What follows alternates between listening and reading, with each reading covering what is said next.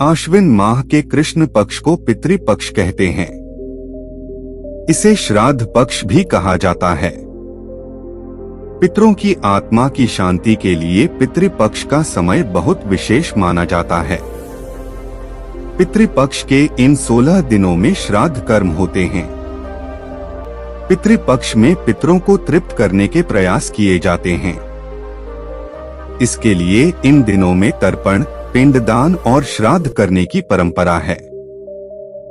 धार्मिक मान्यताओं के अनुसार पितृपक्ष में किए गए इन कार्यों से पितृदोष दूर होता है और परिवार में सुख शांति और खुशहाली आती है।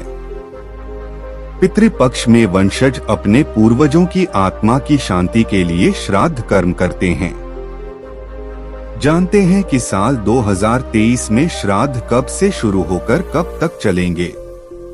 15 दिन देरी से शुरू होंगे पितृपक्ष।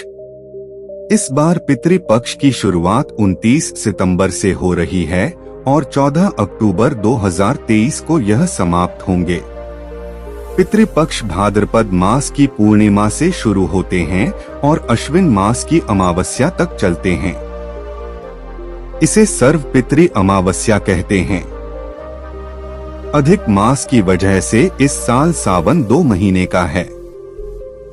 इसकी वजह से सभी व्रत त्योहार 12 से 15 दिन देरी से पड़ेंगे। आमतौर पर पितृपक्ष सितंबर में समाप्त हो जाते हैं, लेकिन इस साल पितृपक्ष सितंबर के आखिर में शुरू होंगे और अक्टूबर के मध्य तक चलेंगे। ऐसा माना जाता है कि श्राद्ध के समय पूर्वजों को अपने रिश्तेदारों को आशीर्वाद देने के लिए पृथ्वी पर आते हैं। श्राद्ध कर्म की व्याख्या रामायण और महाभारत दोनों ही महाकाव्य में मिलती है। पितृपक्ष का महाभारत से एक प्रसंग। श्राद्ध का एक प्रसंग महाभारत महाकाव्य से इस प्रकार है। कौरव पांडवों के बीच युद्ध समाप्ति के बाद जब सब कुछ समाप्त हो गया, दानवीर कर्ण मृत्यु के बाद स्वर्ग पहुँचे। उन्हें खाने में सोना, चांदी और गहने भोजन के जगह परोसे गए। इस पर उन्होंने स्वर्ग के स्वामी इंद्र से इसका कारण पूछा।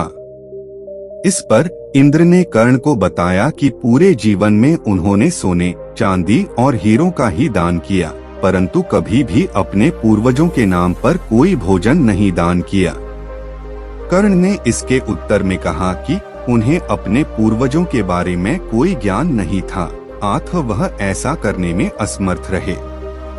तब इंद्र ने कर्ण को पृथ्वी पर वापस जाने की सलाह दी, जहां उन्होंने इन्हीं 16 दिनों के दौरान भोजन दान किया तथा अपने पूर्वजों का तर्पण किया, और इस प्रकार दानवीर कर्ण पितृ ऋण से मुक्त हुए।